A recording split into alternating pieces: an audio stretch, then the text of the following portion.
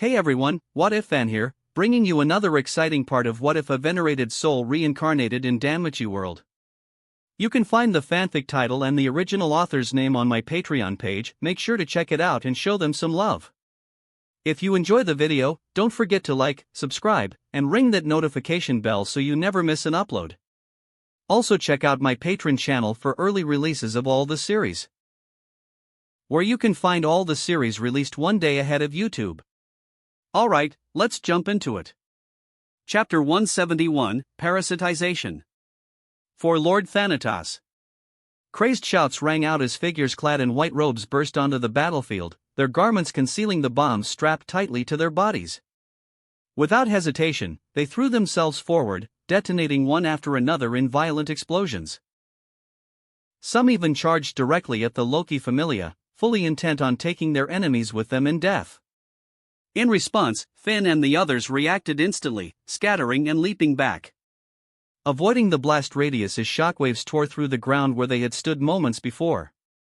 These bastards, they're all insane. Bet clicked his tongue in disgust, his muscles tensing as yet another one of them charged at him. He didn't even hesitate. His boot lashed out, sending the fanatic flying backward before the man could trigger the device.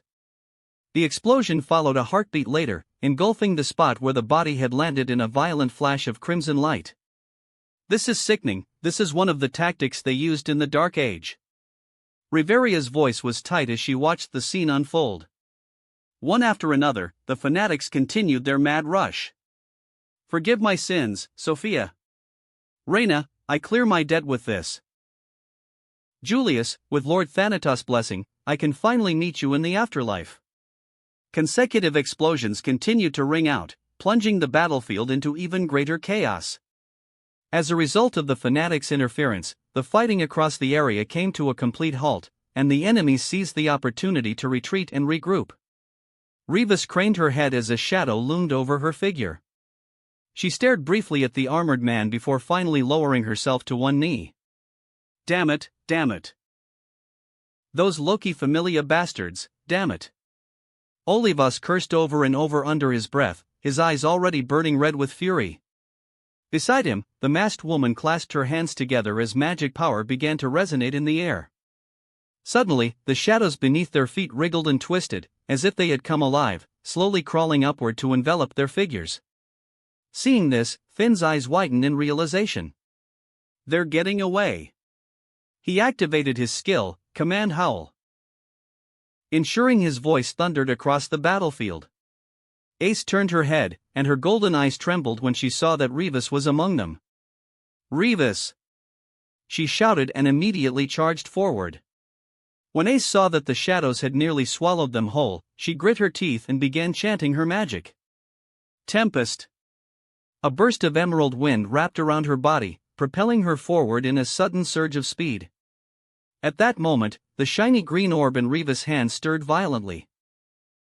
The fetus within snapped awake, reacting sharply to Ace's spirit magic. With a shrill screech, the fetus shot toward Ace at blinding speed. What is that? Ace twisted her head aside just in time, the flying fetus narrowly missing her. Instead, the fetus slammed into one of the violas and latched onto it, burrowing into its flesh like a parasite. Even Rivas was stunned by this development. What? The viola let out a shrill, distorted screech as its body convulsed violently. Veins of sickly emerald light spread outward from the point where the fetus had burrowed into its flesh, pulsing in time with a grotesque, rhythmic throb, as if a second heart had begun beating inside it. The plant monster's form began to warp. Its vines thickened unnaturally, swelling like overgrown muscles as cracks of light split across its bark-like exterior. The leaves lining its body blackened and withered, only to be replaced by crystalline growths that jutted out at jagged angles. Thump! Thump! Thump! The sound echoed unnaturally across the battlefield, loud enough that even the surrounding adventurers froze in place. What the hell is happening to that thing? Bet muttered as he backed away. The viola let out a roar, no longer the screech of a plant monster, but something far more terrifying as its body rapidly expanded. A core of blinding green light formed in its chest. The jewel fetus had fused completely. It's evolving, Riveria whispered as she observed with narrowed eyes. A distorted howl shook the surroundings. The transformation reached its climax. It was no longer a Velas, but had completely turned into a demi-spirit. With a thunderous crack, the demi-spirit's form stabilized, reaching over dozens of meters tall as it towered over the battlefield, its upper body vaguely resembling that of a giant woman, while its lower half remained a mass of writhing roots and vines. Because of the chaos brought on by the rampaging Velas and the monstrous Viscum, the streets of Orario were engulfed in the sounds of battle. Steel clashed against flesh, magic detonated in bursts of light, and desperate shouts echoed between buildings as the city was forced into a state of emergency. Citizens barricaded themselves inside their homes, peering out through cracked windows and shuttered doors, while adventurers rallied in the streets. Under the command of the Ganesha Familia, organized units pushed back the monsters, forming defensive lines to protect the residential districts. What kind of monster is that? Where did something like that even come from? It's huge, it's even bigger than the Goliath. Hey, wait, that's the direction of the Twilight Manor. What the hell is happening over there? Yet even amid the widespread fighting, all eyes were inevitably drawn toward a single presence. Visible even from the opposite end of the city, the demi-spirit towered above Orario like a looming calamity. People froze mid-step, fingers pointing skyward as their faces drained of color. Shit, all that effort to retrieve that thing, and it amounted to nothing. Rivas clicked her tongue in irritation before shifting her gaze toward Ace. Arya, if you make it out alive, go to the 59th floor. Her eyes narrowed slightly. It's pretty interesting down there. You might even find the answers you're looking for. Before Ace could respond, darkness coiled around Rivas and the others, engulfing them completely before they vanished without a trace. Ace reached out instinctively, her hand closing around nothing but empty air. They got away. The words left her lips hollowly. She stared at the space where her enemies had disappeared, her fingers slowly curling into a tight fist. It wasn't until the thunderous roar of the demi-spirit shook the air that her awareness snapped back to the chaos raging around her. Finn. Riveria spoke quietly beside the Paolum captain. There's nothing we can do if they manage to escape. Even if we track them down, defeating them wouldn't be easy. Finn lifted his gaze, eyes narrowing as he took in the towering abomination looming over them. Then we focus on what's in front of us. He spun his spear in a sharp motion, deflecting a massive vine that lashed toward him, and surged forward without hesitation. We bring that thing down first. And with that, the subjugation of the demi-spirit began.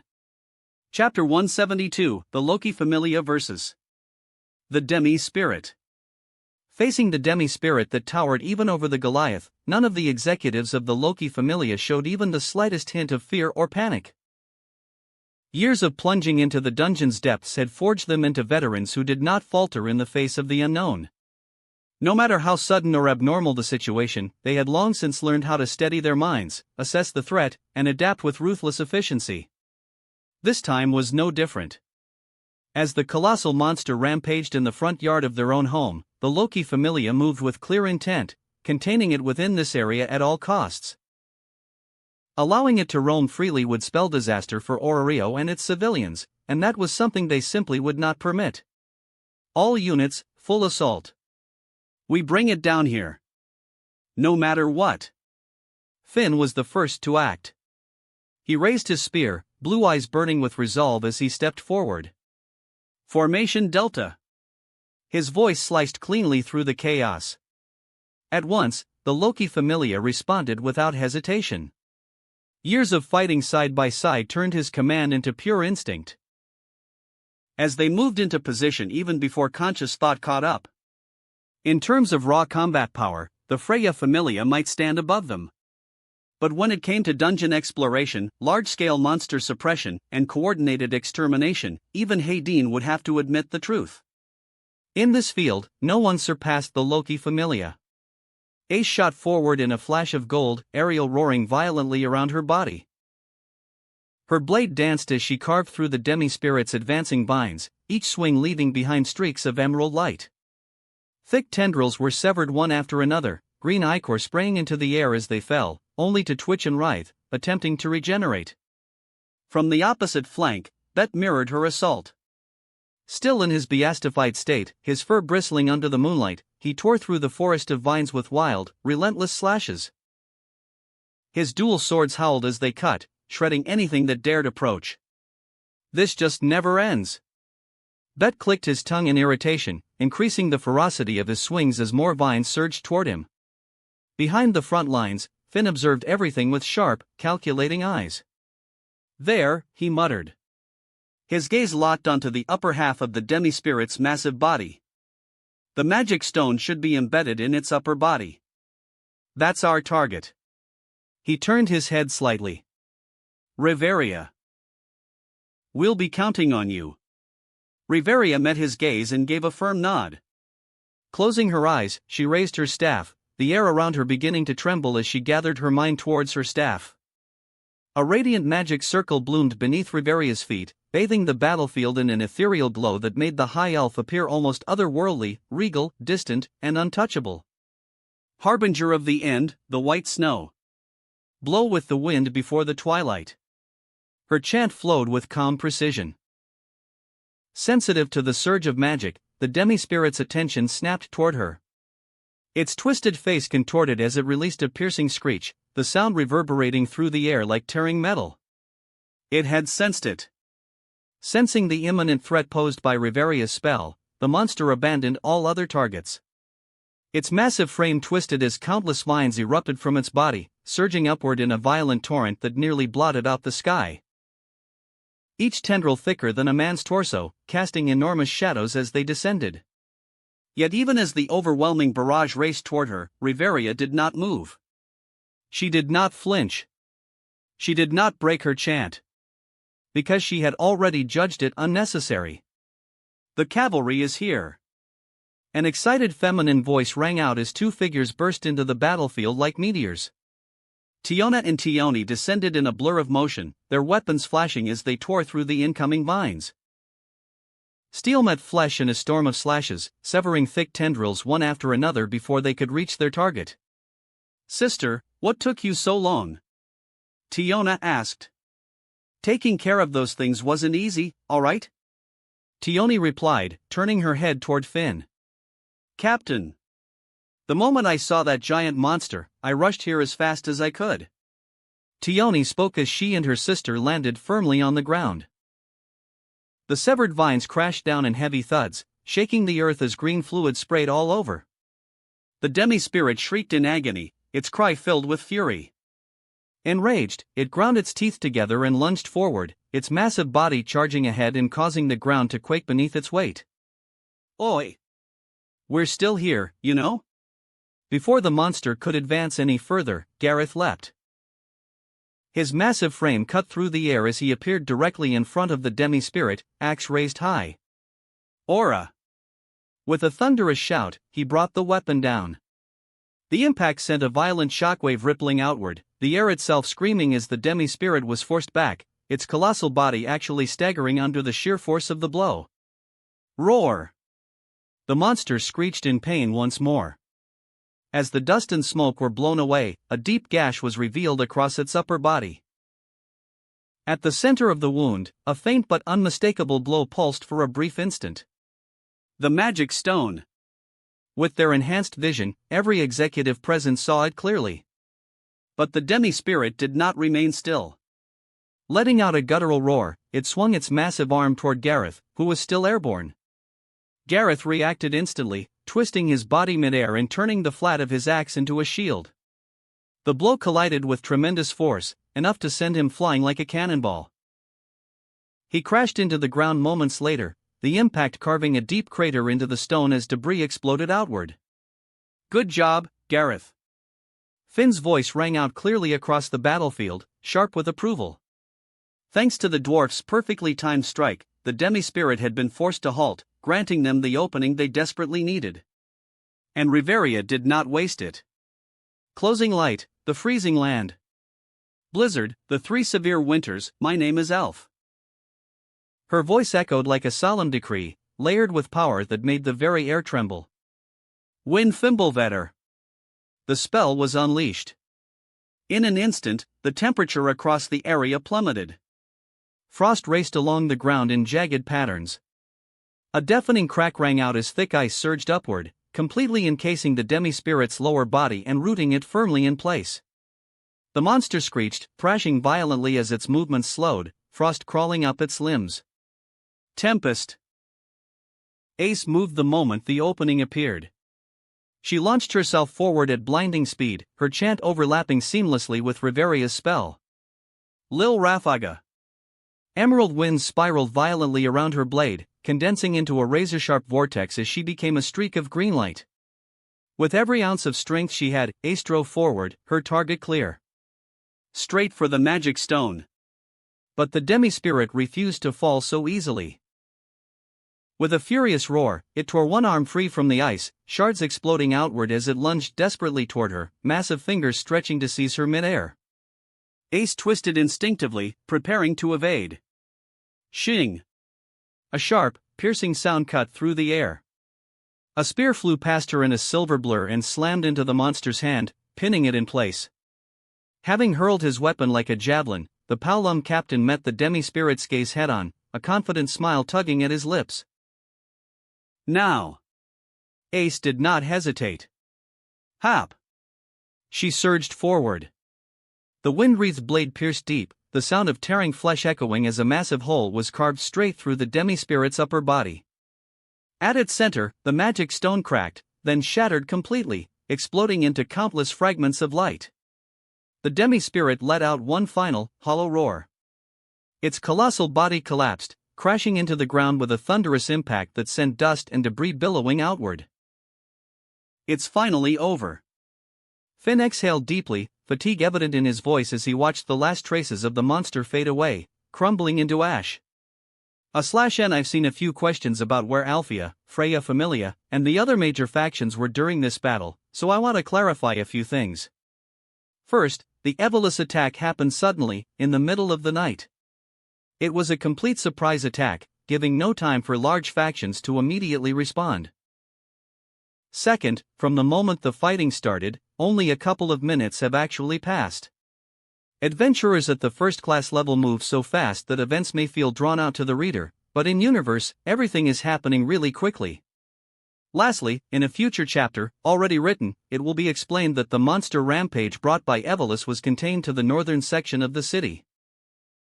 This was achieved through the combined efforts of the Ganesha Familia and members of the Loki Familia who were dispatched earlier by Finn, as mentioned a few chapters ago. For additional clarity, the abandoned church, where Althea and Belle live, is located on the western side of Ororio. Meanwhile, Folkvanger sits on the complete opposite end of the city from the Twilight Manor. Because the fighting was contained elsewhere, the chaos never reached these places. Chapter 173, Seer's Cooking. After finally confirming that the monster had been completely exterminated, Finn allowed his shoulders to relax at last and turned his head toward Tioni. How is the situation in the city? Finn asked, naturally referring to the monsters Olivas had released throughout Ororio. Don't worry, Captain. We dealt with the problem. No lives were lost, just a few injuries. And with the Ganesha Familia helping out, it made things a lot easier. Tioni said as she tried to cozy up to him. Used to her flirty antics, Finn smoothly sidestepped and turned his gaze toward the damage that had been done to their home. Shattered windows. Destroyed walls. Large craters littering the yard, not to mention the damage inside the manor itself. I envy Judas, because after this incident, none of us are getting any sleep tonight. Finn said with an exasperated sigh. A pair of eyelids twitched before fluttering open. Staring at an unfamiliar ceiling, Judas, who had just woken up, felt a strange sense of déjà vu. Why do I feel like this exact scene has happened before? With a groan, Judas sat up from the bed and turned to the side. Snore. Only to find a snoring Loki sleeping beside him, her mouth hanging open as a thin line of drool soaked into the pillow beneath her. He stared at her for a few seconds. Without questioning why she was there, Judas quietly slipped out of bed, careful not to wake her. Is it already morning? He peeked out the window just as a ray of sunlight hit him square in the face. Only then did he realize where he was, the hostess of fertility. More precisely, one of the building's upper floors. Right, before I passed out, the last thing I remember was getting attacked by someone. He closed his eyes as his mind replayed the scene just before he suffered from Mind Zero. A level 7. Finn and the others should be able to handle it, right? He didn't rush out immediately. Morning had already come. Whatever happened last night should have been resolved by now. Judas stared at his hand for a few moments before clenching it into a fist, a crease forming between his brows. In the end, I'm still no match for a level 7, huh? He didn't dwell on the thought for long. The door behind him suddenly swung open. Oh. Judas, good morning. Cyr greeted him with a bright smile, dressed in her familiar tavern uniform. Cyr, good morning. Judas replied in a flat tone, neither warm nor cold. Though he still felt apprehensive toward her, he assumed Loki had taken shelter in the hostess for protection after he passed out. After teaching her executives a lesson, most of his anger toward her had dissipated, but that didn't mean he was going to act friendly. His gaze drifted down to the tray she was holding. Several plates were piled on top of it, each filled with what could generously be called food. Are those things even safe to consume? He stared at the dishes, an incomprehensible mess of colors and textures mashed together into what looked like a culinary crime against humanity. This is one of those anime tropes where the cute girl is so bad at cooking that her food is more toxic than nuclear waste. What a ridiculous cliché. Who would have thought he'd see it in person? Noticing his reaction, Cyr puffed up her cheeks, clearly pretending to be offended. Judas, what kind of greeting is that? A pretty girl comes to see you and even prepares you breakfast. You should be jumping for joy and thanking me. She raised the tray closer to his face, practically shoving it at him in encouragement. Judas took a step back and turned his head to the side. I'm not hungry right now, and how did you even know I was awake? Judas asked, raising a brow as he stared directly into her eyes. Ah, just a woman's intuition. Cyr replied, sticking out her tongue playfully. Right, and it had absolutely nothing to do with the spy on the rooftop across the street, the one who just so happens to have a perfect view of this room. Judas said dryly, glancing toward the window.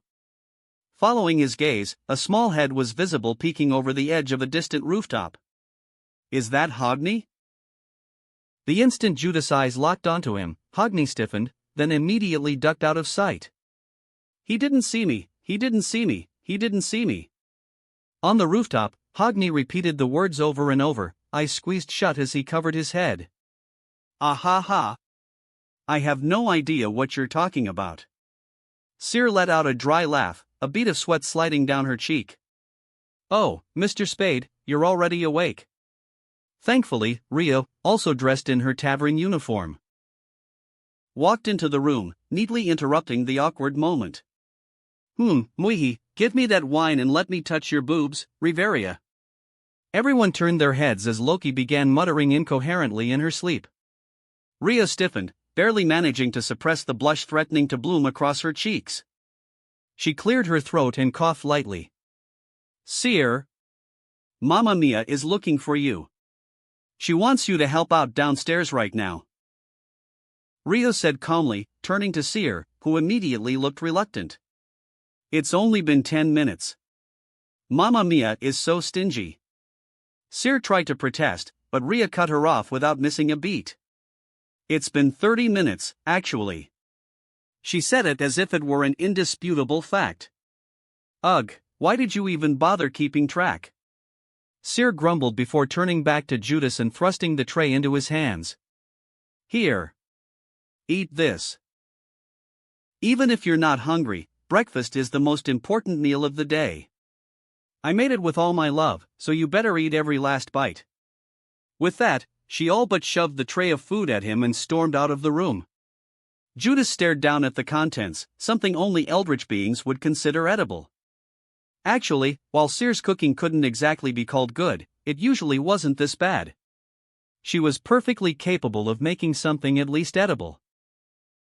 But perhaps she'd been in too much of a hurry, or had simply grown over-enthusiastic at finally being able to cook for the person she loved, that the result turned out like this.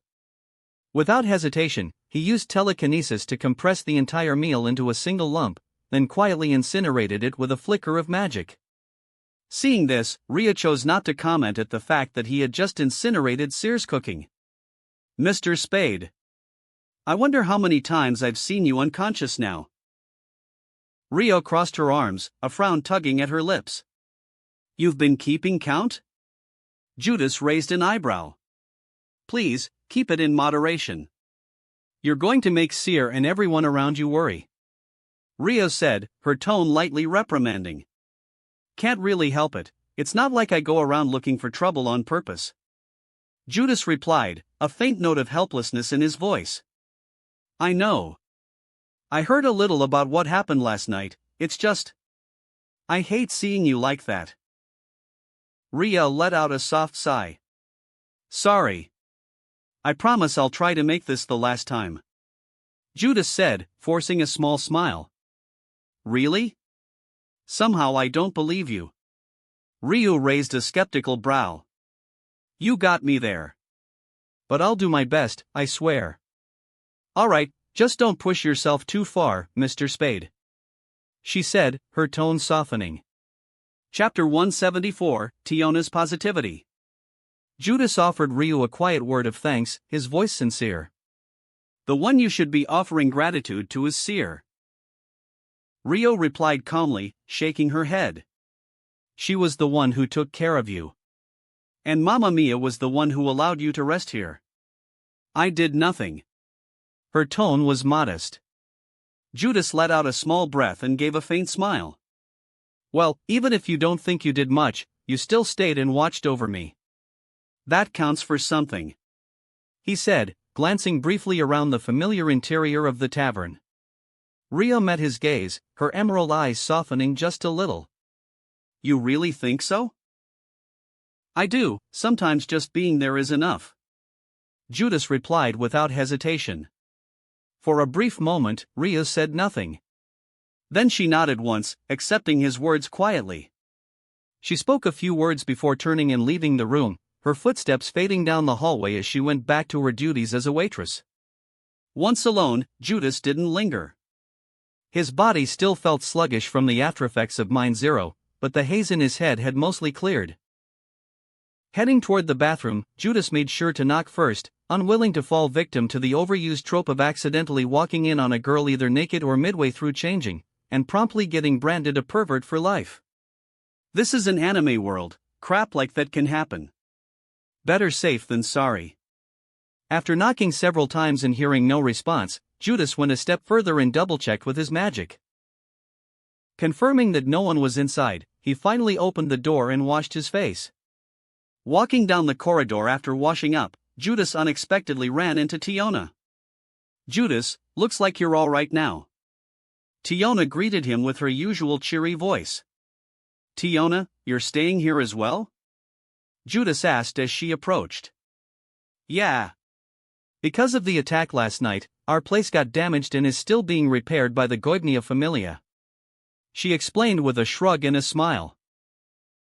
So everyone had to split up and rent inns all over the city. I see, then who else is here?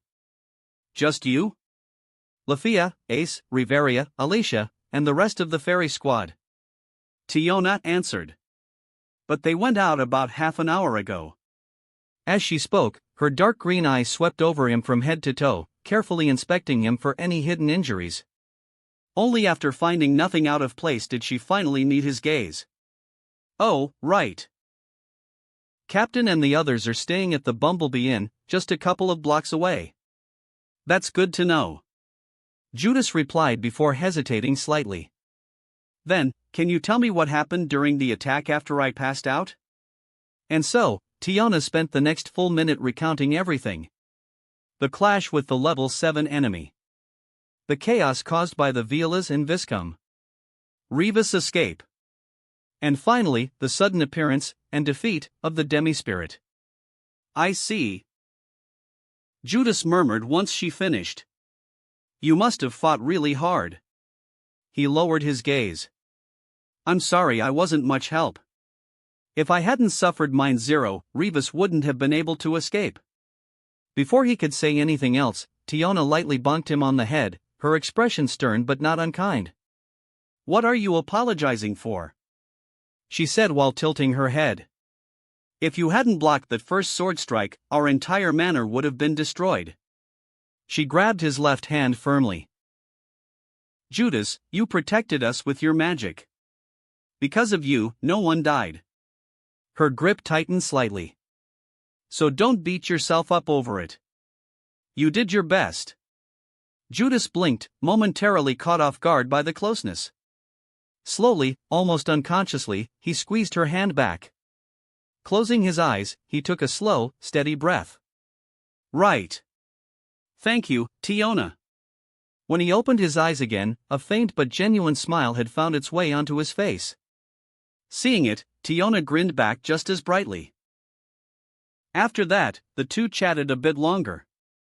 Tiona even laughing as she mentioned how Loki had once tried to sneak into Ace and Riveria's room with a lewd grin, only to be violently kicked out with a swollen face. With nowhere else to go and with no one willing to share a room with her, Loki had no choice but to sleep in Judas' room instead. Walking through the streets of Orario, Judas made his way toward the Twilight Manor, deciding to see the aftermath for himself. Evolus. So they're still active after all this time. Olivas act. Revis. A mysterious woman in black robes. And that level 7 knight.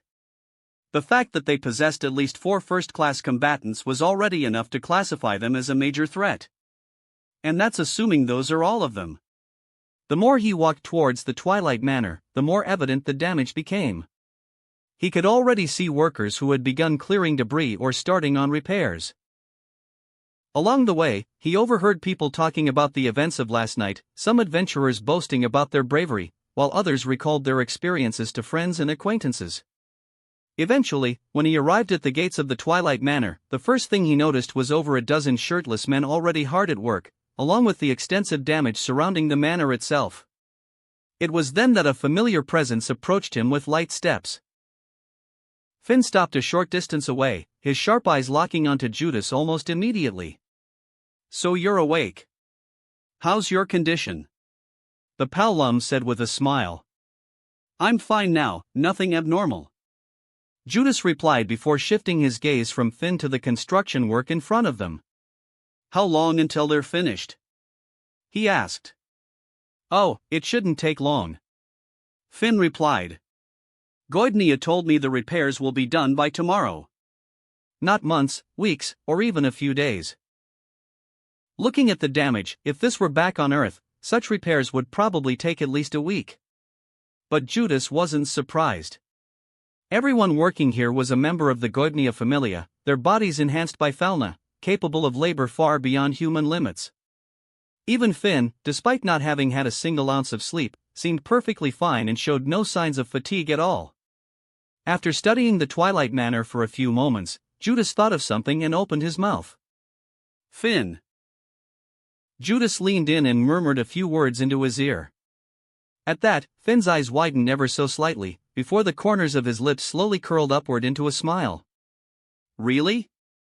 Then who am I to say no? Chapter 175, Maxed Out Stats. A day had passed since the battle against the remnants of Evolus.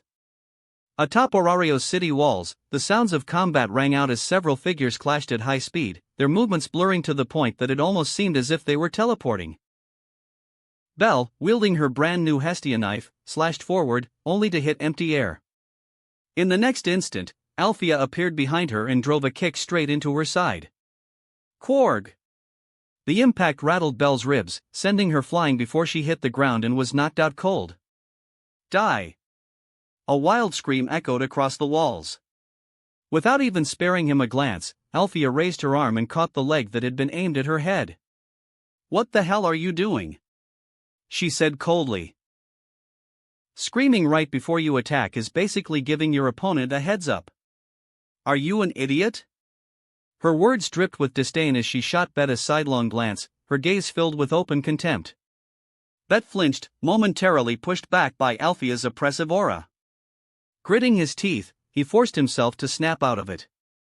"Shut up!" he shouted as he struggled to break free. Althea merely exhaled. With a sharp motion, she lifted him by the leg and slammed him into the ground. Noisy. It didn't end there. She hoisted him up again and repeatedly smashed him into the ground, over and over. A mutt should know when to stop barking. Once Bet finally went limp and had passed out, Althea tossed him aside like discarded trash. Shirring. The sound of a blade cutting through the air rang out. Althea simply sidestepped, neatly avoiding the sudden thrust from Ace. At the same time, Judas appeared from her flank and threw a punch aimed squarely at her head. To his dismay, she slipped aside with effortless precision, causing his strike to miss entirely. In one fluid motion, Althea grabbed the backs of both their heads and slammed them together. Bonk! Judas felt his skull rattle violently, dizziness washing over him as blood trickled down his face. Before he could recover, Althea drove a punch into their midsections, sending both of them crashing into the ground. Grrk. A groan of pain escaped his lips as Judas struggled to remain conscious. Staring up at the sun hanging high in the sky, he realized it was already close to noon. His thoughts drifted back to earlier this morning, when he, Ace, and Bet had arrived for Althea's training session. "I heard about what happened," she had said, arms crossed. "I'll excuse your absence yesterday, since it couldn't be helped." Then, after a brief pause. "However, to make up for the time lost, today, I'll be I'll be extending your training time."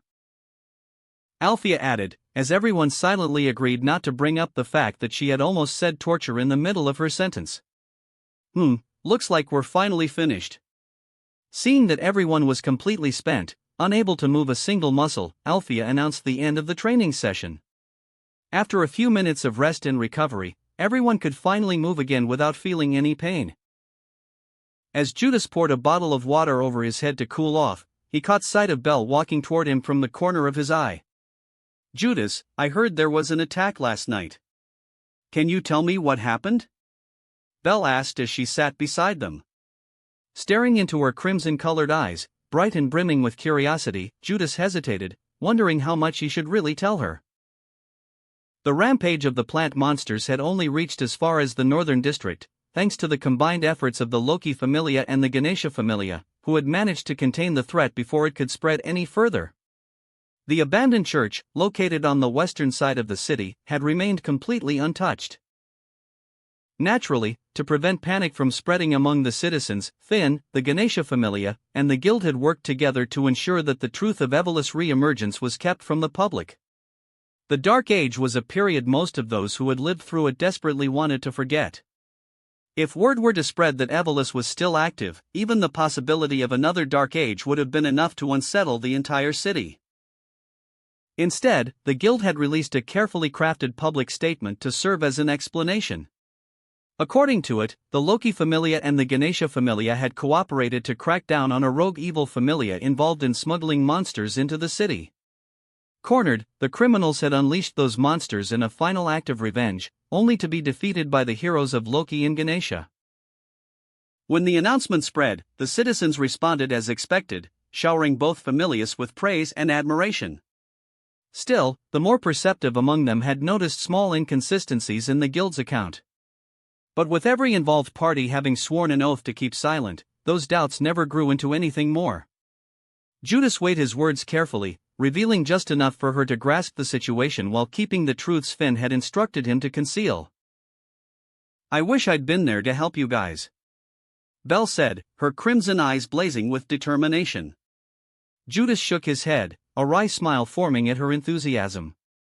Given her personality, and her longing to become a hero, Belle was exactly the type to rush headfirst into danger without a second thought. A shadow fell over them as Althea approached. "My disciple, about that knight in armor. Did he?" She stopped mid-sentence, her expression tightening for a brief moment. "You know what? Never mind." With that, she reached out, grabbed Belle by the back of her neck, and left abruptly. Judas blinked a couple of times, staring at the spot where his master had been standing just a second earlier. That was weird. He frowned slightly, then shook his head and decided not to think too much about it. Inside Loki's bedroom, now that the mansion had been fully repaired, a soft blue light filled the room as Judas stood still, his back exposed while the divine script of his foulness shimmered into existence. Damn! Hey Judas, you are going to love this one. Loki grinned, making a few practiced gestures with her index finger as she locked his foulna. The glowing letters faded from his back, and she immediately grabbed a parchment, pressing it against his skin as the updated status imprinted itself onto the page. Here you go. She handed the status sheet to Judas without ceremony. Judas Spade. LV2. STR, SSS 1188X 1999. And SSS 1197X 1999. Dex, SSS 1118X 1999. AGA, SS 1090X 1999. MAG, SSS 1353X 1999. Mage I. Skills, The Blessing of the World Tree. Elemental Master. Eternal Persistence. The Venerated One. Penitent Executioner. Magic, Otherworld Thaumaturgy 5th Tier. Body Reinforcement. Chapter 176, Level 3. This will be your last status update as a Level 2. Judas silently read through the parchment, his gaze lingering on the absurd jump in his parameters. Seeing that all of his stats had been completely maxed out, he gave a small, satisfied nod. He wasn't surprised by this, he had expected it. Facing off against the Goliath. Escaping the pursuit of Freya's executives and exacting his revenge. The duel with Elise and Kagaya. The clash against Althea and surviving her torturous training sessions. The spars with Ace and Tiona. And his life-or-death battle against Rivas. Not to mention blocking a powerful sword strike from a level 7. All of these feats had been accomplished while he was still a level 2. It would have been shocking if his stats weren't maxed by now. But Judas knew that the bulk of the Excelia he had just gained came from the final two, those moments where his life had truly been on the line. As I thought, encounters balanced on the edge of life and death yield the highest quality Excelia. Of course, he wouldn't willingly plunge into danger for the sake of Excelia alone. If growth could be earned so cheaply, the dungeon wouldn't be littered with graves. Judas, you are in luck. This happens very rarely, but for some reason, you can choose 2 development abilities. Loki spoke, arms crossed, a teasing grin on her face. Here's a list of development abilities you can choose from. She handed him a piece of paper, the list of abilities clearly written. Except for Hunter, which had disappeared, all the abilities he had skipped in his previous rank up were back, along with new ones that had appeared. Spirit Healing. Automatic Mind Regeneration. Begins regenerating mind at a small rate after magic use. Magic Resistance. Reduces damage and adverse effects from magic. Physical Resistance. Reduces damage and impact from physical attacks. Healing Power. Automatic stamina regeneration at a small rate. Arcane Momentum. Each successful spell slightly improves the attack potency of the next. Harem King. Increases favorability among the opposite sex. Judas nodded in approval at such a strong selection. That is, until he read the last one. His eyes froze, and one eyelid twitched involuntarily. What the hell is this? He slowly lifted his head toward Loki, who only wore a teasing grin. Hey! Don't look at me like that. That just appeared on your blessing. I only wrote it down. Honestly, it's the first time I've seen that development ability myself. She said, shrugging nonchalantly. Judas sighed and ignored the last ability on the list, focusing on his decision. Well, have you chosen your development abilities? I choose Spirit Healing and Arcane Momentum. Out of all the options, these 2 were exactly what he needed. Good choice. From what I know, Spirit Healing is a rare ability, the only other person I'm aware of who has it is Riveria. As for Arcane Momentum, this is the first time I've seen it. Judging by the description, though, it seems perfectly suited for you. Alright, turn around and show me your back again. A drop of her blood trickled down. Loki smiled, and she began the process. She watched as the level section of his blessing rose from 2 to 3, solidifying his level up. Congratulations!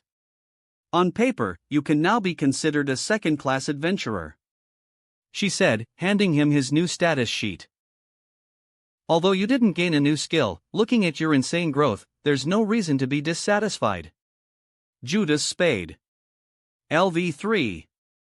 STR, X 1999 I0. And X 1999 I0. Dex, X 1999 I0.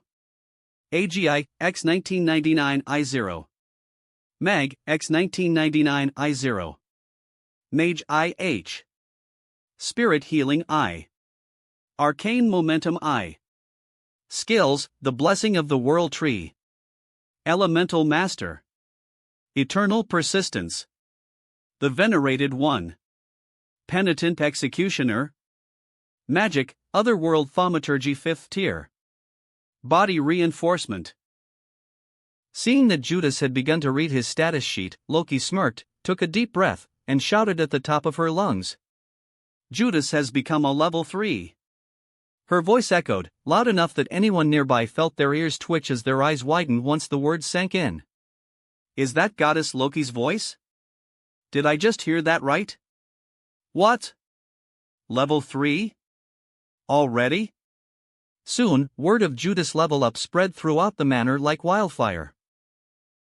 For a time, it became the only thing the Loki familia could talk about. Normally, someone reaching level 3 wouldn't have caused such an uproar. Of course, a level up was always treated as a special occasion, but never to this extent. But this wasn't just anyone. It was Judas, an adventurer who had barely been active for less than a month. Finn, shuffling papers at his desk, paused when someone told him the news. It was only a matter of time. He smiled briefly before returning to his work. Riveria, in the library giving lessons, raised a brow and set her book down. Judas, you are full of surprises as always. Next to her, Lafia's eyes widened in sheer disbelief. Judas is now a level 3? Meanwhile, Tioni and Tiona, walking through the hallways, glanced at each other and high-fived. Judas is incredible, he leveled up so fast. Tiona said with genuine admiration. At this pace, won't he eventually catch up to us? Tioni commented, suddenly feeling an invisible pressure. And she wasn't the only one. Beyond awe and disbelief, many felt as if an unseen weight had settled onto their shoulders. He leveled up so fast, it's actually terrifying. Raoul muttered, wiping sweat from his brow. Across the room, Anna Kitty twitched her cat ears while sharpening her weapons. He's going to catch up to us. She gripped her dagger tighter, the thought alone setting her teeth on edge. TSK, that guy, he actually leveled up. Bet muttered, leaning against a wall, hands in his pockets, listening to the chatter. On the training grounds, Ace, mid-swing in her sword practice, paused when the gossip reached her ears. Judas, level 3? In that instant, a single thought ran through everyone's mind. I am going to the dungeon. What began as a single spark was fanned into a roaring fire, burning deep within their chests. Judas had become a silent pressure. One that stoked their pride, their ambition, and their unwillingness to be left behind. Just the presence of a single person had become the catalyst that drove the Loki familia forward, sharpening their hunger to grow stronger. Back inside Loki's bedroom, Judas naturally ignored Loki's antics. Putting the parchment into his pocket, he reached for his shirt and put it on as if nothing had happened. Chapter 177, Leveling Up Twice? TSK, look at Mr. Nonchalant over here. You just leveled up, and you're acting like nothing happened. Loki grinned, her lips twisting playfully as her slit eyes flicked toward the ceiling. She crossed her arms beneath her non-existent chest, clearly lost in thought for a moment. Then she looked back at Judas, her grin widening just slightly. Hey, Judas. There's something I've been meaning to tell you. At her words, Judas turned his head toward her and raised a brow. I've been keeping this from you for a while now. Loki continued casually. But the truth is, you already qualify to level up twice. Judas blinked. Wait, what? Level up twice? What do you mean? Leveling up twice? He had never heard of something like that happening in the anime. Never in his imagination did he think it was even possible. Not even Belle from the original story, a literal cheat character, had managed to achieve something like that. Right? Heh, finally got a reaction out of you. Loki grinned, pausing briefly before continuing. It's pretty straightforward, actually. If you really wanted to, you could rank up to level 4 anytime you want. Even right now. Is that even possible? Judas asked, skepticism clear in his voice. Yes, it is, Loki replied without hesitation. Think about it, Judas. As a mere level 2 adventurer, what kind of opponents have you fought? What kind of dangerous situations have you survived? Do you really think a normal level 2 could endure everything you've been through so far? The corners of Loki's lips curled upward as she stared directly into his violet eyes. At her words, Judas tapped his chin thoughtfully. She was right. Nearly every opponent he had fought, every duel, every life and death struggle, had been against foes far beyond what a level 2 was ever meant to face. In the end, the Falna existed to convert one's adventures into Excelia, and right now, his Falna had judged him worthy. He had endured enough hardship to earn it. This was similar to what had happened to Ryu in the original series, handicapping herself by remaining at level 4 for years, yet accumulating so many achievements that her Falna eventually overflowed with high-quality Excelia. So, if you update my status right now, you could already rank me up? Judas said slowly.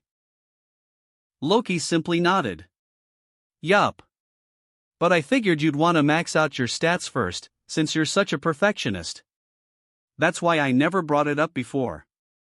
I'm just letting you know it's an option. She leaned back lazily, hands resting behind her head. Well, the offer, and the idea of setting yet another shocking record, is tempting. But I'm going to have to pass. Judas said as he shook his head. He had already made up his mind to completely max out his stats before leveling up, determined to squeeze every last bit of strength he could from the Falna. After all, once you leveled up, there was no going back. Any unfilled parameters would be lost forever. I figured you'd say that. Fine, just forget I ever mentioned it. Loki let out a loud exhale through her nose before reaching under the bed and pulling out a bottle of wine. Now, get out of my room. I've got important business to attend to, she said, rubbing the bottle against her cheek with obvious affection. Judas watched as Loki popped the bottle open with ease before turning and leaving the room. Where is everyone? As he walked through the corridors, Judas noticed there were far fewer people around than usual. Still, he didn't think much of it and headed straight for Finn's office. Oh, Judas? Congratulations on your rank up. Finn greeted him from behind the desk, a small smile on his face. Thanks. Judas nodded, not surprised that Finn already knew without needing an explanation. Are the preparations ready? At that, Finn immediately understood what he meant. He interlaced his fingers and propped his elbows against the desk. The materials will be delivered tonight. Finn's assurance earned a nod in return. Hey, Captain, where is everyone? A lot of people suddenly went out. Is there a mission? Judas asked, genuine curiosity in his tone. Finn chuckled softly at the question. No need to worry. Everyone's just fired up. They went out to get stronger, he said with a knowing smile. Judas blinked a couple of times before the meaning finally sank in. I see. If anyone's looking for me, tell them I'll be at the guild. With that, he turned and headed for the door.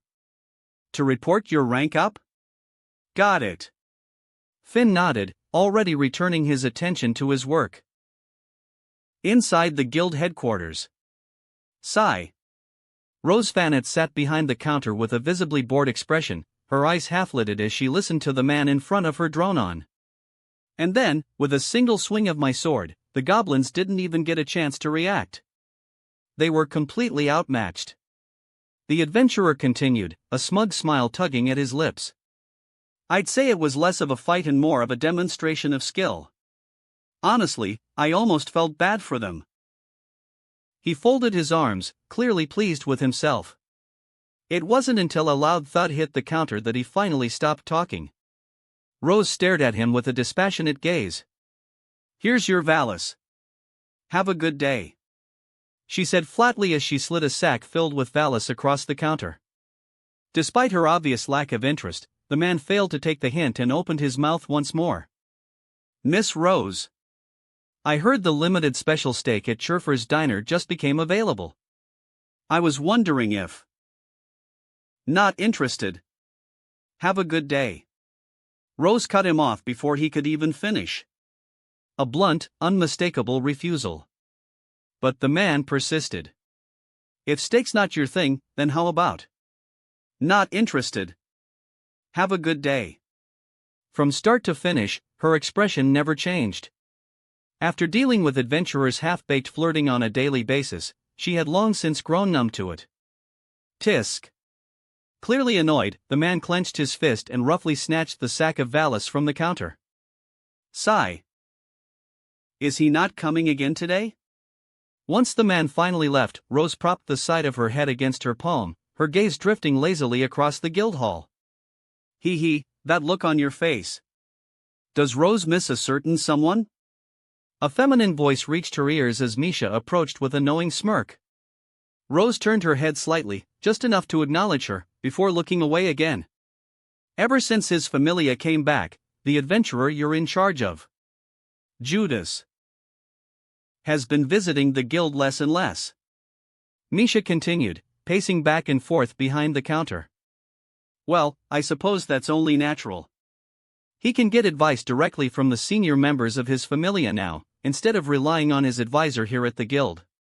She shot a sideways glance at Rose, watching closely for any reaction. Outwardly, Rose remained unfazed. But the faint twitch of her brow didn't escape Misha's notice. No way. Rose, don't tell me you're actually. Misha tapped her chin, deep in thought. Just as she was about to say something, Rose suddenly straightened. Her ears perked up, and for the first time that day, the boredom on her face softened, just slightly. Oh. Speak of the devil. Misha shifted her gaze onto the entrance. He's here. Chapter 178, Belle's Determination. When Rose saw Judas walk through the doors, her eyes suddenly lit up. Unconsciously, she adjusted her uniform and hair as he made his way toward her counter.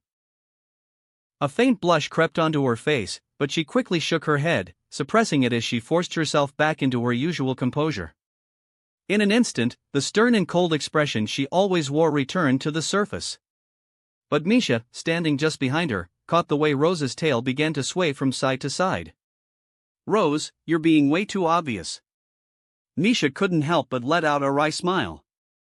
Miss Flott, what are you doing slacking around? Get back to work. A man with glasses.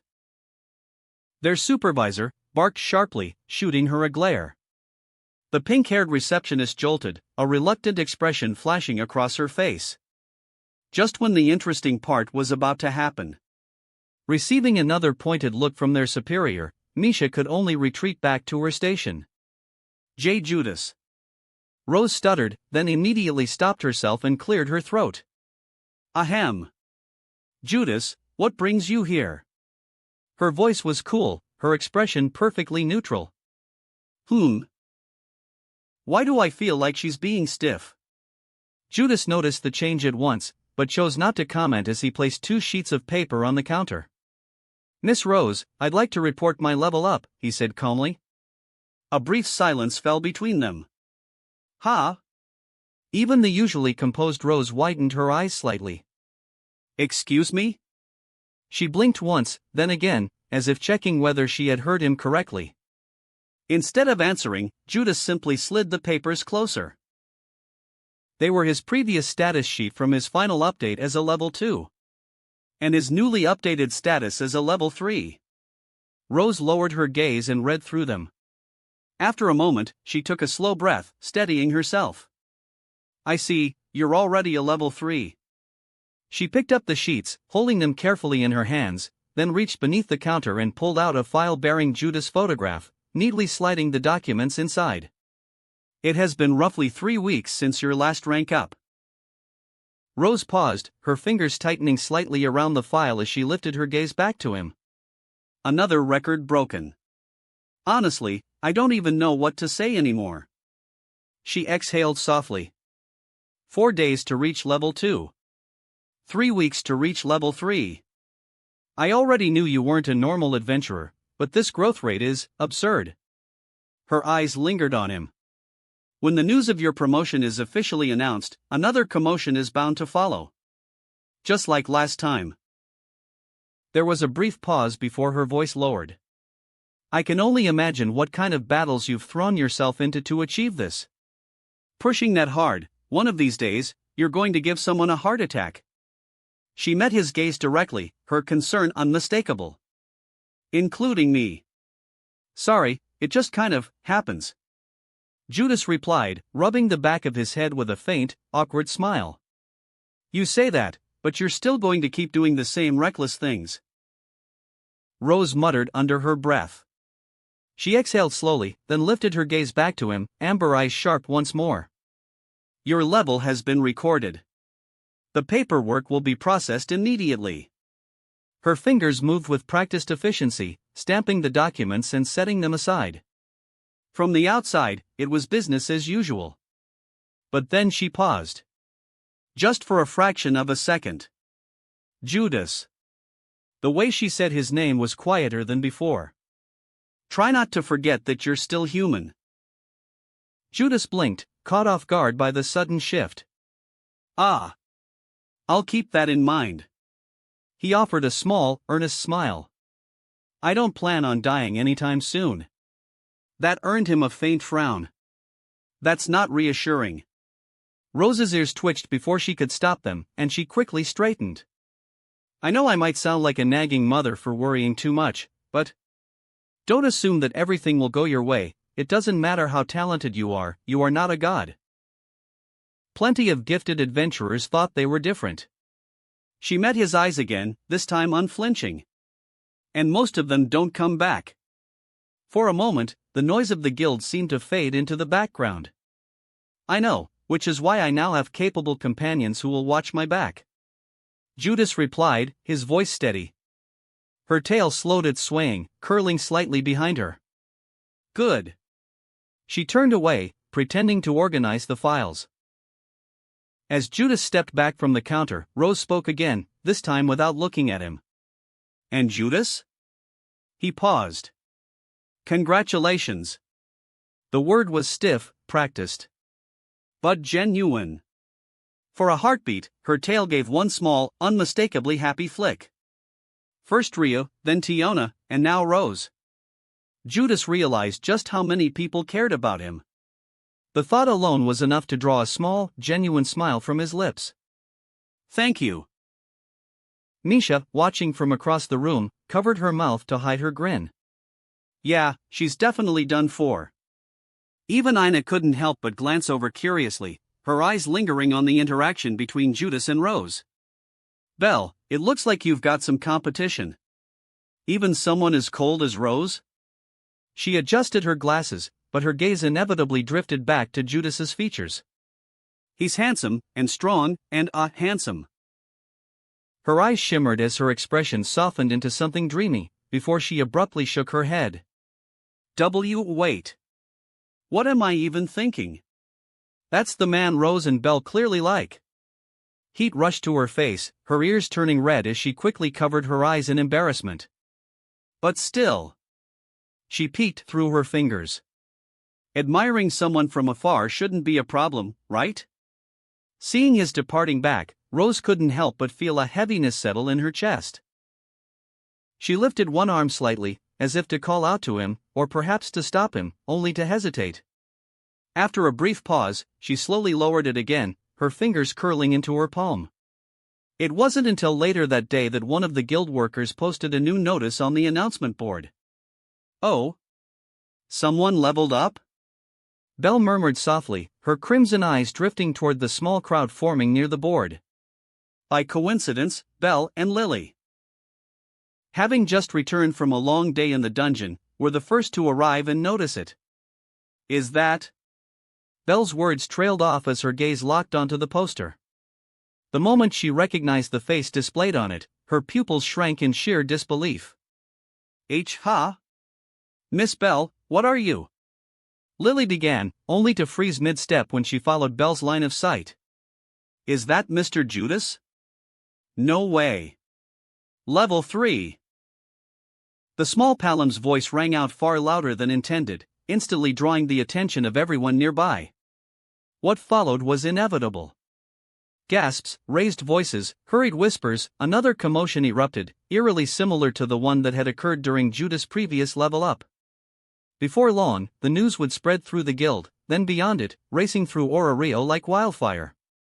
Amid the noise, Belle stood perfectly still. She clenched her fist tightly at her side, tuning out the chaos around her. Does Judas also have a growth skill, like mine? That was the first thought that crossed her mind. Just when I thought I was finally catching up with Liaris Freeze, he's already pulling even farther ahead. Her heart pounded violently in her chest. Belle drew in a few deep breaths, steadying herself, forcing the surge of emotions back under control. Harder. I have to try harder. Determination ignited in her ruby-colored eyes, burning brighter than ever before. That evening, as she walked back to the abandoned church, her steps were firm, her resolve unshaken. Inside, Althea sat quietly on the couch, a book resting in her hands. Mother! Belle stopped in front of her, her voice steady despite the weight behind it. I'm ready to take the special trial. Althea raised an eyebrow, lowering her book as she looked up at her niece. For a moment, she said nothing, simply studying Belle's eyes. Then, seeing the unwavering resolve reflected there, she gave a small nod. Very well, Althea said calmly. You'd better be prepared. It wasn't just the Loki Familia that had been stirred by Judas' presence. At this moment, Belle Crannel had taken her first true step onto the path of a hero. And before long, the city of heroes would come to know her name. Chapter 179, Applying Enchantments. Judas, who had been meditating in the training grounds, noticed a guard approaching him with a letter in hand. Sir Judas, this is for you. The guard spoke respectfully, offering a small bow. Judas raised a brow before accepting the letter and thanking him. Who would send me a letter at this hour? Curiosity flickered through his mind as he inspected the seal. Snapping the wax, he opened the envelope and began reading. I see. Judas muttered quietly. Simply put, the letter was from Althea. She explained that their training sessions would be postponed for some time and instructed him not to come until then. She didn't bother to explain the reason, but knowing her, Judas figured it must involve something important. I guess I've got a lot of free time, Judas said as he stood and stretched his body. I should tell Ace and the others when they get back. Just as he took a step forward, he caught sight of Raoul sprinting toward him at the edge of his vision. Judas! The materials have arrived. Hearing this, Judas nodded and followed Raoul to the courtyard, where Finn, Gareth, Riveria, and Loki were already gathered. Before them stood a large stack of metal ingots, piled high enough to nearly reach his height. Judas, congratulations on your level up. The High Elf Princess spoke with a light smile. Aye, congratulations, lad. Gareth added, stroking his beard. Thanks. Judas nodded in acknowledgement. Judas, take a look at this. Is this amount satisfactory? Finn asked with a smile, gesturing toward the stacked ingots. It's more than enough. Judas nodded in satisfaction as he lifted one of the ingots with a single hand. A bit heavy. Even with his body enhanced by a level 3 Thalna, he could clearly feel its weight. To be able to gather so much pure adamantite in such a short time, as expected of Finn. These ingots were pure adamantite, not the ordinary kind, but material harvested from the deep floors of the dungeon, offering the highest quality possible, unlike the adamantite found on the upper floors. Gathering this much cost us a lot of Valis. I just hope the thing you're trying to do succeeds. Otherwise, it'd be a waste. Loki said with her hands on her hips. Judas, is it really true that you can imbue enchantments onto equipment and grant it magical effects? Riveria suddenly stepped forward, barely containing her innate scholarly curiosity. That was right. One of the main reasons he had ordered these adamantite ingots was to practice his enchantment skills. The last time he had attempted to imbue enchantments into a piece of gear, it had ended in a violent explosion, an incident that had occurred shortly after he first met the Loki Familia. As for why he chose adamantite, the answer was simple. It was the perfect medium for enchantment. Not only could it store and conduct magical power with remarkable efficiency, but it was also durable enough to endure the strain of having runes engraved directly into its structure. I could even try creating a warrior golem with this. The thought surfaced naturally. If I put enough time into it, I might be able to make one that rivals first-class adventurers. Maybe I could even link my consciousness to it and fight through it instead. Ideas flowed one after another before Judas shifted his attention back to Riveria. Yeah, I can. But I'm a bit rusty, he admitted. It'll take some time before I can apply enchantments properly, so don't ask me to work on your gear just yet. Despite his words, given his precise control over magic power, Judas had already calculated that it wouldn't take long before enchanting equipment became as natural as breathing. Before he could say anything else, Loki suddenly closed the distance and wrapped her arms around him in a tight hug. Hee, what a wonderful child. If you really pull this off, our familia's strength will skyrocket. I'm so glad I recruited you with my godly wisdom. Loki declared shamelessly. In response, Judas peeled her off like a piece of old gum stuck under a table. Didn't you say you recruited me on a whim? He asked with a skeptical look, holding her by the back of her shirt before dropping her unceremoniously to the ground. Don't sweat the details. Loki waved it off as she sprang back to her feet. Well, I'll leave you to it. I'm looking forward to seeing some results. Finn said, his eyes filled with expectation. Anything that could strengthen the Familia, so long as it carried no real drawbacks, was something he welcomed wholeheartedly. That was precisely why he had approved this project in the first place. After they left, only Riveria and Judas remained behind. You don't mind if I watch? Riveria spoke softly. As a mage, her curiosity toward anything related to magic was not just natural, it was one of her most defining traits. I don't mind, Judas replied with a nod. Just make sure not to disturb me when I'm focusing. He had no reason to refuse, and as a mage himself, he understood her curiosity all too well. Reaching forward, Judas picked up one of the ingots and held it in his hand, feeling its texture. Closing his eyes, he drew in a slow breath and began to concentrate his magic power. He raised his other hand. Riveria watched as particles of light gathered around it, slowly taking shape as they converged into a symbol, one completely unfamiliar to her. Amazing. Even someone as composed and aloof as Riveria couldn't suppress her awe. Her eyes followed every movement, studying the process with intense focus, as if trying to burn the scene into her memory. Judas, having successfully summoned the rune, glanced at it briefly before carefully guiding it toward the surface of the adamantite. The process was meticulous. His concentration never wavered, and a single bead of sweat slid down his temple as he worked.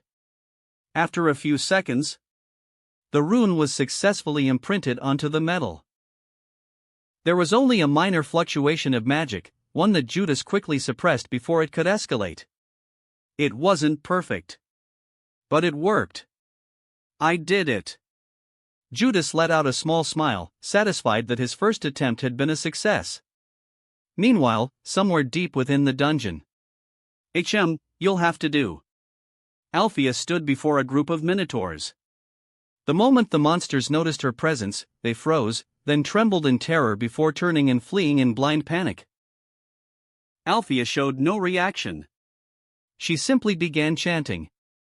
Gospel. A wave of destructive sound erupted outward, and in the next instant, the minotaurs were reduced to a burst of red mist save for a single one that Althea had deliberately spared. With a flick of her arm, she tossed a sack filled with magic stones onto the ground before the trembling creature. Eat those and get stronger. Her voice was calm, commanding, and left no room for refusal. Chapter 180, Discussion about Evolus. Inside Finn's office, a meeting was underway with all of the executives present, save for Judas, who appeared to be missing. Now that we've finished dealing with the aftermath, it's about time we review the new information we learned during the attack a few days ago. Finn opened the meeting with a serious expression. As you all know, the fact that Evolus is still active remains a secret from the public. As he finished, Gareth spoke up. Olivas act and that woman, Rivas. They aren't human. There was also the mysterious masked woman I fought, someone who could reattach her limbs as if it were nothing. She didn't feel human either. Finn nodded before responding. Not to mention the fearsome level 7 knight and the army of monsters under their command. Just the forces they revealed on the surface alone are already enough to rival the top familius in Orario. Revealed on the surface? Riveria interjected, a brow raised. Finn, are you suggesting they have even more forces hidden away? It's just my intuition, Finn replied. There's no concrete basis for it, but remember how those suicidal maniacs appeared at such a critical moment? There was definitely someone orchestrating everything behind the scenes, a competent strategist on their side whom we know nothing about. He leaned forward in his chair. From this incident, we can also confirm that at least one god, Thanatos, and, by extension, the Thanatos Familia, remains actively involved with Evolus. Tiski doesn't matter how many enemies there are. Bet growled, revealing his sharp fangs. We'll just crush him. Ha! What's this wolf saying? Tiona shot back with a playful smirk. If you don't have anything useful to add, you should have just stayed quiet. A tick mark appeared on Bet's forehead as his face twisted in irritation. Ha! You picking a fight, Amazon? In response to his angry shout, Tiona merely stuck her tongue out. Just as the two were about to erupt into an argument, Riveria slammed the end of her staff against the floor, the sharp sound echoing through the room. You two. Behave. Her voice was cold, her glare stern. At that, both of them immediately fell silent, though Bet still made sure to shoot Tiona a sharp, lingering glare. Riveria shook her head, then shifted her attention to Ace, who had quietly taken a seat off to the side. Ace, can you confirm the words Rivas said to you? Her tone was calm, but there was an unmistakable sharpness beneath it. That's right. Ace replied after a brief pause, her voice low. She told me to go to the 59th floor, saying there was a surprise waiting for me. A brief silence followed her words. What a coincidence. Gareth muttered under his breath, arms crossed. This is obviously a trap. Tioni interjected, her brows knitting together. Well, whether it's a trap or not, we still have to go. Finn said calmly, his voice cutting through the tension.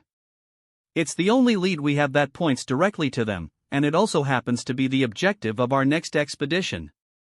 No one voiced an objection. They were already keenly aware of the dangers that awaited them.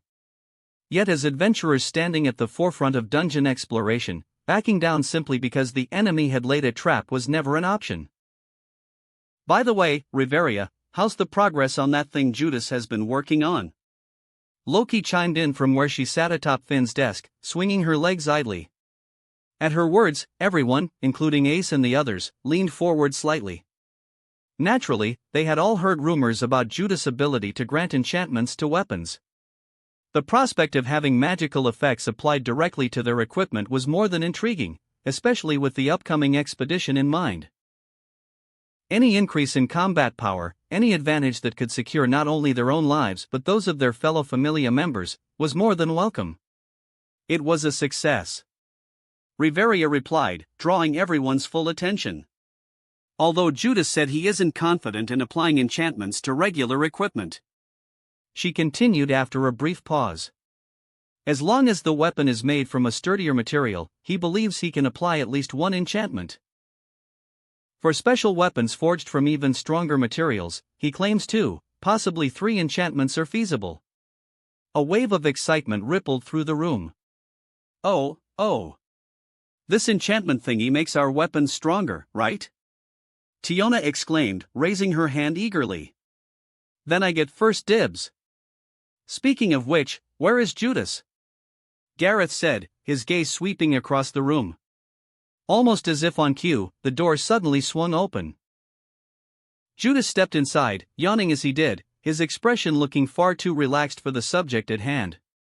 Sorry, I'm late, he said casually, taking an empty seat as if nothing were amiss.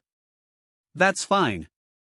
We'll catch you up later, Finn replied with a light smile. Judas nodded, then reached toward his waist and pulled something out. A sheathed dagger made of mithril. Riveria, here, Judas said as he casually tossed it toward her. The moment the weapon left his hand, Riveria caught it with ease. As her fingers closed around the hilt, she lifted her gaze toward him, a flicker of curiosity crossing her face. Oh? Is this what I think it is? Judas answered with a simple nod. Without hesitation, Riveria unsheathed the dagger. As the blade slid free, a faint glow shimmered along its surface, light seeping through the fine gaps. Seeing this, everyone leaned in for a closer look. Riveria's eyes reflected the 2 softly glowing symbols embedded along the blade, their light steady and refined rather than flashy. It's beautiful, she murmured, almost to herself. The others could only stare at the dagger in her hand. The symbols on it look pretty. Can I hold it? Tiona asked, her voice filled with awe. After a brief glance, Riveria handed the dagger over. Sharpness, weight reduction, and unbreaking, Judas explained calmly. Those are the enchantments I imbued onto that dagger. I also tested it. Durandal's attribute stacks with the unbreaking enchantment, so you don't have to worry about durability. He took a sip of tea before continuing. There's an overall 8% improvement in the dagger's performance. A few brows rose at that. Although it may not seem like much, that's only because the enchantment tier I applied on it is only at the first level. I still need practice before I can apply more complex or higher tier enchantments. Higher level enchantments? Which means, the effects can become stronger, Tiona said, eyes gleaming as she gave the dagger a few experimental swings. Well, of course, Judas replied plainly. As he finished speaking, his thoughts drifted back to his experience from the night before. I never knew enchanting could be this time-consuming. Not only does it require extremely fine magic control, but also a deep understanding of runes and their innate structure. Since Estilan never focused much on rune theory and only possessed a basic foundation, I had to practically reconstruct the enchantment framework from scratch if I wanted to reach higher level enchantments. Right now, level 1 enchantments are no problem for me, but when it comes to level 2 and above, I still have some ways to go. Either way, as long as the results help increase everyone's combat strength, good work. We're lucky to have you here, Finn said, meeting Judas' gaze. No problem, Judas answered. That was when Tiona suddenly stepped in front of him, practically thrusting her massive weapon, Urga, forward. Me next, me next. I want that cool symbol thing on my sword now. Faced with her uncontainable enthusiasm, Judas could only let out a wry smile. That wraps up this part of What If a Venerated Soul Reincarnated in Danmachi World. Thanks so much for listening. As always, new parts drop every 4 days, so be sure to stay tuned. Also check out my Patreon channel for early releases of all the series, where you can find all the series released one day ahead of YouTube. If you enjoyed the video, don't forget to like, subscribe, share it with your friends, and please consider supporting the original author as well. See you in the next one.